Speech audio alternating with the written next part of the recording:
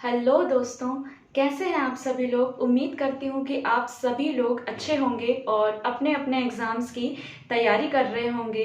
Guys, मेरे comment section में बहुत सारे लोगों का एमपी पटवारी से रिलेटेड क्वेश्चंस थे और बहुत सारे लोगों को कंफ्यूजन थी अलग अलग। तो आज का ये वीडियो मैंने एमपी पटवारी वाले स्टूडेंट्स के लिए बनाया हुआ है। काफ़ी दिनों के बाद मैं आपसे कनेक्ट कर पा रही हूँ और ये वीडियो में हम पूरा डिस्कस कर लेते हैं कि हमें किस तरीके से तैयारी करना चाहिए। गाइस, आप सभी जानते हैं कि हमारा जो एग्ज़ाम है वो 15 मार्च से स्टार्ट हो चुका है। नंबर ऑफ वैकेंसीज अच्छी हैं और उससे भी ज़्यादा लोगों ने अप्लाई किया है उसका नंबर है, क्योंकि हम जानते हैं कि बहुत सारे कैंडिडेट्स ने अप्लाई किया हुआ है। तो हमें अपनी तैयारी दूसरों से बेहतर करने के लिए कुछ स्ट्रेटजी अपनानी पड़ेगी, क्योंकि लास्ट टाइम जो एग्ज़ाम हुआ था उसका सिलेबस काफ़ी कम था, मगर अब जो हमारा सिलेबस है वो बहुत वास्ट है। अलग पैटर्न हो गया है, बहुत सारे न्यू सब्जेक्ट्स ऐड हो चुके हैं और टाइम अब बहुत कम हो गया है, क्योंकि आने वाले शिफ्टों में आपका एग्ज़ाम होगा तो लगभग आपके पास ज़्यादा टाइम नहीं है। तो इतने कम समय में हमें क्या पढ़ना चाहिए, आज इस वीडियो में हम डिस्कस कर लेते हैं। तो सबसे पहले मैं ये बताऊंगी कि 8 सब्जेक्ट हैं जो कि सभी को पता होगा और हर सब्जेक्ट का एक अलग ही पैटर्न है, अलग ही टॉपिक है और लोगों को लगा था कि 25 क्वेश्चन हर एक सब्जेक्ट से आना है, बट एनालिसिस के थ्रू आप ये भी देख पाएंगे कि ज़रूरी नहीं है कि 25 क्वेश्चन ही आ रहे हैं। किसी सब्जेक्ट का वेटेज ज़्यादा है किसी शिफ्ट में, तो किसी सब्जेक्ट का दूसरी शिफ्ट में कम वेटेज है। तो हमें अपने तरीके से तैयार होकर जाना पड़ेगा, क्योंकि आपके साथ सिचुएशन किसी भी तरीके की हो सकती है। तो सबसे पहले स्टार्ट करते हैं हम मैथ्स और रीजनिंग से। तो देखिए गाइस, मैथ्स का वेटेज अभी देखा गया है सबसे ज़्यादा क्वेश्चंस बन रहे हैं मैथ्स से। तो आपके पास मैथ्स या रीजनिंग का कोई भी बुक हो, आप जिस भी बुक से पढ़ते हो, आप टेस्ट लगाना स्टार्ट कर दो, क्योंकि टेस्ट से ही आप देख पाओगे कि आप किस टॉपिक से क्वेश्चन नहीं कर पा रहे हो या किस टॉपिक के क्वेश्चन आपको नहीं बन रहे हैं। तो आप किसी भी बुक से पढ़िए, बट मॉक टेस्ट ज़रूर लगाइएगा। तो मैथ्स और रीजनिंग के लिए आप कोई भी बुक प्रेफर कर सकते हैं। आपने ज़रूर देख लिया होगा कि किस किस टॉपिक से आपके ज़्यादा क्वेश्चन बन रहे हैं, तो आप वो टॉपिक ही ज़्यादा अच्छे से पढ़कर जाइए। नेक्स्ट यदि मैं बात करूँ हिंदी और इंग्लिश की, तो यदि एसएससी वाले कैंडिडेट्स होंगे जिन्होंने मात्र एसएससी का एग्ज़ाम दिया होगा, बैंक का एग्ज़ाम दिया होगा, रेलवे के एग्ज़ाम दिए होंगे, तो उन्हें ज़्यादा अच्छी उनकी हिंदी नहीं होगी, क्योंकि ये मैं अपने आप से बता सकती हूँ। मैंने भी किसी एग्ज़ाम के लिए अभी तक हिंदी नहीं पढ़ी हुई है। हिंदी सब्जेक्ट टफ नहीं है, बट उसका ना पढ़ना आपको थोड़ा सा डरा देता है। आप थोड़ा सा कॉन्फिडेंट नहीं होते हो कि आपसे वो सब्जेक्ट बनने वाला है या नहीं बनने वाला है। तो हिंदी मेरा भी एक वीक पॉइंट है, बट मैंने स्टार्ट की है एनसीईआरटी जो स्टूडेंट्स की बुक होती है उससे, क्योंकि उसमें लैंग्वेज अच्छी दी होती है, इजी होती है और आपको बहुत इजीली समझ में आता है उनकी लैंग्वेज। तो आप बच्चों की जो बुक होती है, स्कूल वाले बच्चे, उनकी बुक को सबसे पहले देखिए, उनके एग्जाम्पल समझने की कोशिश करिए।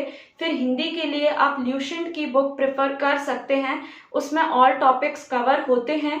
बट यदि आपने हिंदी कभी भी नहीं पढ़ी है उसकी ग्रामर, तो मैं आपको एडवाइस दूंगी कि आप एनसीईआरटी वाले स्टूडेंट्स हैं जो उनकी बुक पहले देखिए, ताकि आपको इजीली समझ में आ जाए। मैंने ऐसा किया और काफ़ी हद तक मुझे कुछ टॉपिक समझ में आने लगे हैं। नेक्स्ट यदि मैं बात करूं इंग्लिश की, तो इंग्लिश के लिए कोई स्पेशल मैंने सिर्फ पटवारी के लिए कोई बुक नहीं ली है। मेरे पास अड्डा पब्लिकेशन की जो बुक है उसी में सारे टॉपिक कवर हैं और उसमें थोड़ा इंग्लिश एडवांस लेवल की है। तो यदि आप एडवांस लेवल का इंग्लिश पढ़ के जाएंगे तो पटवारी एग्जाम में उतना टफ इंग्लिश का पैटर्न नहीं आया है, आपको आराम से बन जाएगी। तो आप इस बुक से देख सकते हैं। बाकी वोकैबुलरी स्ट्रांग होनी चाहिए, क्योंकि वोकैबुलरी ही फिक्स करती है आपके मार्क्स। ज़्यादा से ज़्यादा वोकैबुलरी से ही आते हैं। तो आप इंग्लिश और हिंदी में ये जो 2 बातें मैंने बताई हैं उसे ध्यान रखिएगा। नेक्स्ट यदि मैं बात करूं एमपी के लिए, तो एमपी के लिए 2 बुक हैं, उनमें से आप कोई भी ले लीजिए और उससे पढ़ लीजिए। फर्स्ट है पुणेकर की और सेकंड है आपकी महावीर की। दोनों ही बुक का मैंने एनालिसिस किया, दोनों में ही बहुत अच्छे से दिया हुआ है, तो आप किसी एक बुक को चूज कर लीजिए और मॉक टेस्ट तो हर सब्जेक्ट के लगाइए ही, यही एडवाइस दूंगी। अब आगे यदि मैं बात करूं कि साइंस से आपको कहाँ से पढ़ना चाहिए, तो साइंस देखिए, आपके पास जो ल्यूशन की बुक होगी उसमें ऑल सब्जेक्ट्स होंगे, उससे आप देखिए, बट वो आपके लिए इनफ नहीं है, क्योंकि फिजिक्स से और केमिस्ट्री से बहुत नए नए क्वेश्चंस भी देखने को मिले हैं। आपको ज़्यादा से ज़्यादा फिजिक्स में न्यूमेरिकल देखने को मिलेंगे, बायोलॉजी के भी थोड़ा ट्रिकी क्वेश्चन देखने को मिलेंगे। तो आप साइंस के लिए ल्यूशन की एक अलग से बुक या तो फिर आप स्पीडी की बुक प्रेफर कर सकते हैं। तो इन दोनों से यदि आप पढ़कर जाएंगे तो आपके सारे डाउट भी क्लियर हो जाएंगे और आई डोंट थिंक सो कि आपको वहाँ पर फिर जाकर साइंस के लिए कुछ ज़्यादा ऐसा लगेगा कि टफ क्वेश्चंस आ रहे हैं। तो इतना जो मैंने सब्जेक्ट्स बताए हैं वो आप कर लीजिए। नेक्स्ट आपका जो सबका एक वीक पॉइंट है वो है मैनेजमेंट, क्योंकि मैनेजमेंट एक न्यू सब्जेक्ट ऐड हुआ है और उसकी लैंग्वेज टफ होती है, इजीली समझ में नहीं आती है और कम टाइम है। तो आपको ऑनलाइन ही इसकी क्लासेस से पढ़ना होगा, क्योंकि बुक से जब आप पढ़ेंगे तो आपको कुछ भी समझ में ज़्यादा नहीं आएगा। तो आप कोई अच्छा सा यूट्यूब चैनल या फिर जिन सर से आप पढ़ते हो उनकी क्लासेस आपको अच्छी लगती है तो आप उसका एक लॉन्ग वीडियो ज़रूर देखिए जिसमें ज़्यादा से ज़्यादा उसके टॉपिक क्लियर हो जाएं। उसके बाद आप अपना मॉक टेस्ट लगा के देखिए मैनेजमेंट सब्जेक्ट का। तो जितने भी मैंने सारे सब्जेक्ट बताए हैं उससे आप पढ़ लीजिए। और यदि आप मैथ्स के लिए परेशान हैं कि मैथ्स ज़्यादा आ रही है, हम कहाँ से पढ़ें, तो अब देखिए इतना टाइम नहीं है कि आप पूरी बुक कवर कर सकते हैं। वैसे अरिहंत पब्लिकेशन की बुक मैंने कई बार आपको बताई है, उसमें इजी, मॉडरेट और टफ सारे क्वेश्चंस इन्वॉल्व होते हैं ताकि किसी भी स्टूडेंट को प्रॉब्लम ना हो। बहुत इजी क्वेश्चंस भी नहीं होते हैं और बहुत टफ क्वेश्चंस भी नहीं होते हैं, मिक्स क्वेश्चन होते हैं। तो आप अपनी तैयारी वहां से स्टार्ट कर सकते हैं।